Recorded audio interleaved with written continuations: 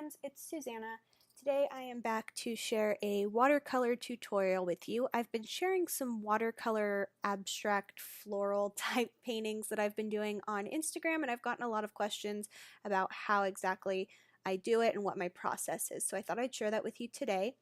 We're going to see lots of visits from my mom's kitten, Stanley.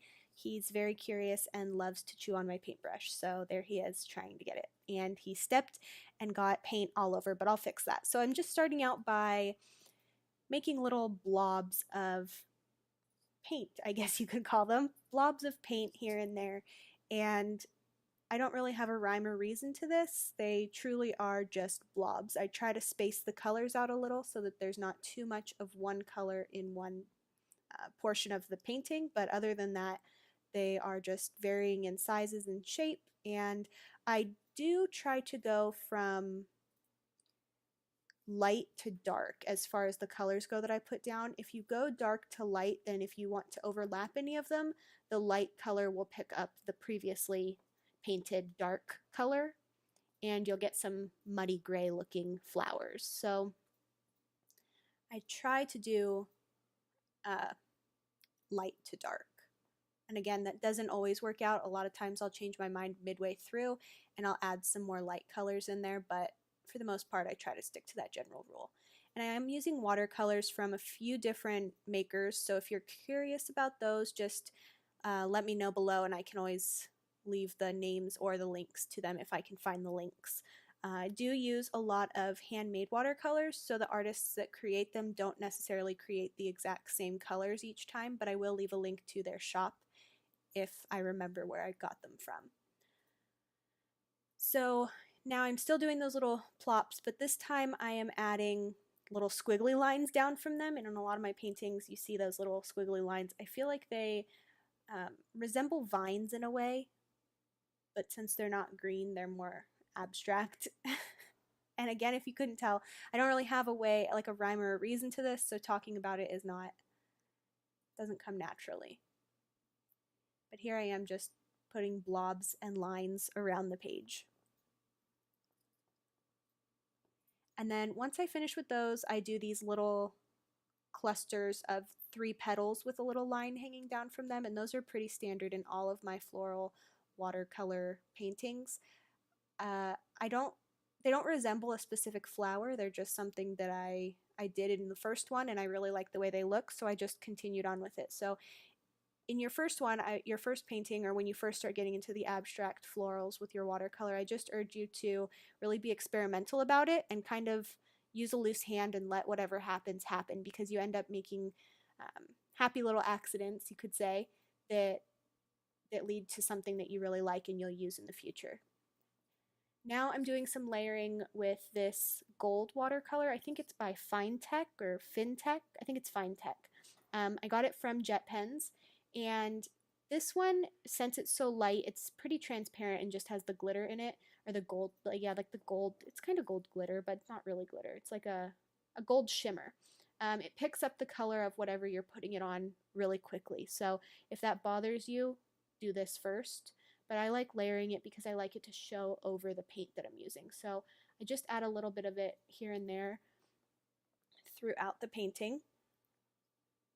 And then I'm pulling out some other supplies that I like to go in with after I'm done with the initial watercolor. And these watercolor florals that I do, the paintings, are more of a mixed media painting. There goes Stanley trying to eat my paintbrush again. They are more of a mixed media painting because I use different elements than just watercolor, but I'll share more about that. And now I am violently trying to dry this with my hand because I'm too lazy to get my heat gun out, which doesn't last. And during the drying process is when I usually decide that I want to make little changes, so this is when I just go in and add any little last minute details with the watercolor that I want to use. And I do this all at once because once I move on from the watercolor, I don't want to deal with having to wait for it to dry again.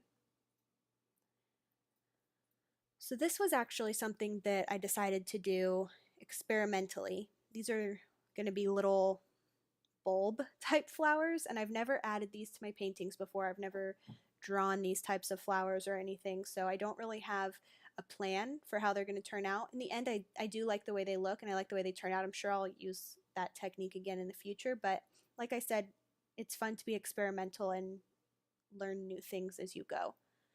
So now I am just shaking my Liquitex paint pens, and I use a couple colors. The blush, I believe the one I'm using right now or shaking right now is like a burnt sienna color, or maybe it's a raw sienna. I can never remember the difference.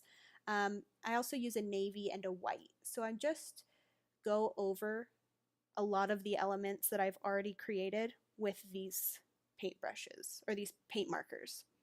And pretty much the majority of the painting at this point is just going over those little blobs of watercolor that I put down with different elements. And I like to layer and add contrasting colors. So here I'm just adding a little petal detail to that flower and then adding a little bit of that navy blue to some of the other florals around the page. And something important to remember when you're doing these is if they don't turn out exactly like you have in your head when you first do it, just keep going. I'm not really someone that can draw very well, and so the florals don't come easy to me, and that blue one that I did at the top I was not happy with. But if you just keep going, the more you layer, the more abstract it becomes, and then you can't really tell that you ever messed up.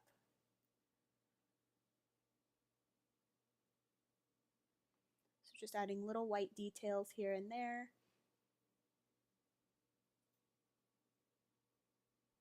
And I'm just dabbing off the color, the watercolor that gets pulled to the tip of my marker as I go.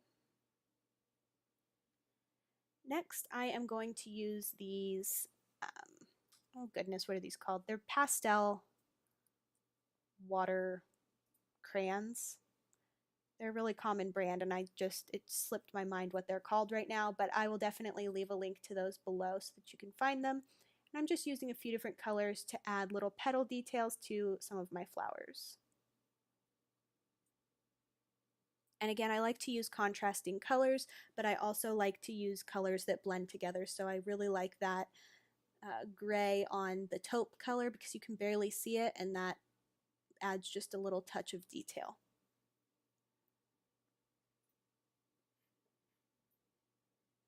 And I think I already mentioned, but I really like to use a loose hand with this, with everything in these paintings.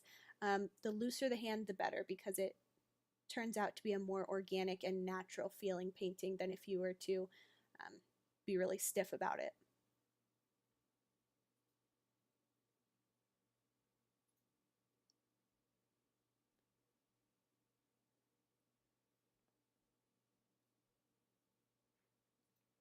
And when I show an up close of this, you'll notice that there is quite a bit of little scribbling going on, and it's really far from perfect, but I think that that's the charm of these paintings, is that you can kind of get messy and do something with a purpose. So like you're not just slapping paint down like you are with mixed media, or like I do with mixed media.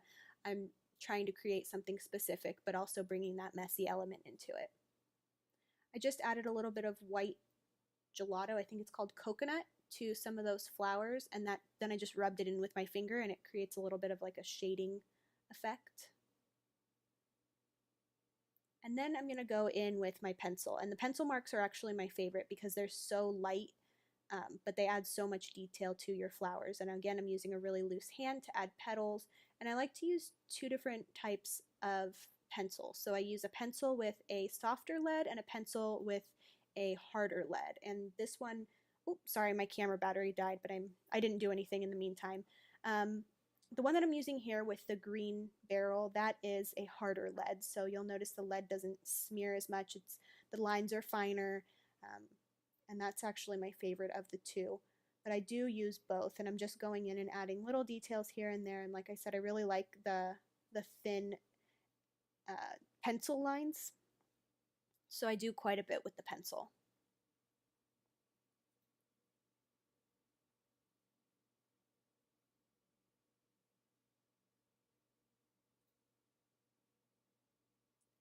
And not every flower that I draw or every blob that I've put down gets petals and turns into an actual flower. And I think that brings a little bit more of that abstract feeling to it.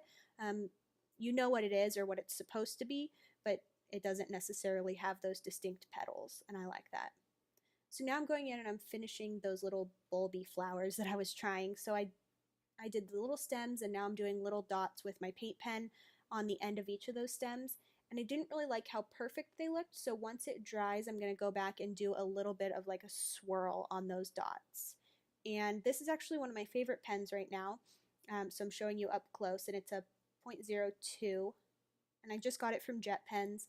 And I like that it's so thin, and it's meant for drawing on just on paper. So when you draw over things like watercolor and stuff, and you draw fast like I'm doing, the pen kind of skips a little and you don't get perfect lines, which I know is usually something that turns people away from pens. But if you're going for that imperfect and messy look, this pen is perfect because you really do get it without having to try. So again, I'm just layering little details on different blobs to make them more like flowers, and adding different details of like pencil versus white pen or black pen adds different levels of depth throughout the painting. So here I am just adding those little scribbles to little circles on the bulby flowers with my pencil. And then I'm going to go in with my white pen. And this is my favorite white pen, also from Jet Pens, where I pretty much get all of my pens. It's a Uniball Signo. And I'm just adding little white details across the whole painting. And I believe I'm going to add some more details, little swirly details to those white or to those pink bulbs on the flowers. And from far away, it doesn't really look like you can see what I'm adding to the painting, but once you get up close, you really can tell that there is white detail in those flowers. And I like that that white swirl on those little pink bulbs adds a little bit of a subtle element to them so they don't stand out as much, especially since it was my first time going with them. I'm not really used to seeing them in my paintings, so giving them a little bit of subtlety was good for me.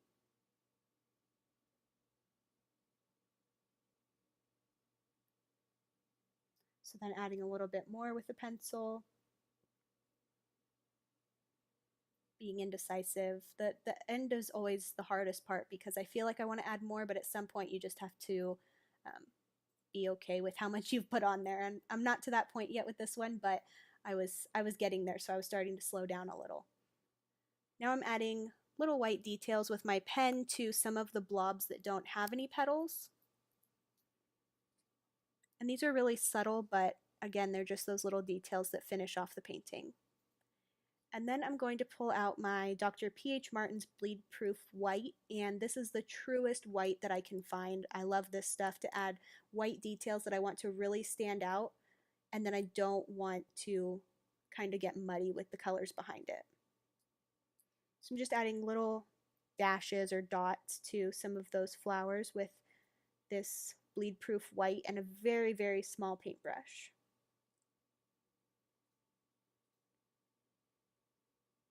I'm also adding a little bit of white to that bottom bulby flower, and I wasn't really crazy about it, so I don't think I added the same white to the other two. And I just went in groups of 3 with that bleed proof white, so I did dashes or dots on 3 of those little blobs of watercolor, and then I called it good with those. And I think this may finish it up, actually.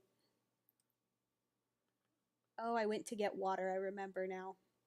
I went to get water so that I could do a couple splatters to finish off the painting. So I'm just washing that paintbrush so that the white doesn't stick to it, and then I'm just grabbing my gold watercolor again with that paintbrush that I was using to do my blobs and just doing a few splatters here and there to finish it off. And this paintbrush is really floppy. It's a Princeton paintbrush, and because it's so floppy, you really get those natural looking splatters because you don't have too much control over it. So that finishes it off, and here's an up close look. You'll see all of the little scribbly marks that I mentioned. If you have any questions at all, please don't hesitate to leave them below, and I'll do my best to answer them and link the products that I use. Thank you so much for watching, and if you enjoyed this video, please give it a thumbs up and be sure to subscribe for more crafty videos to come.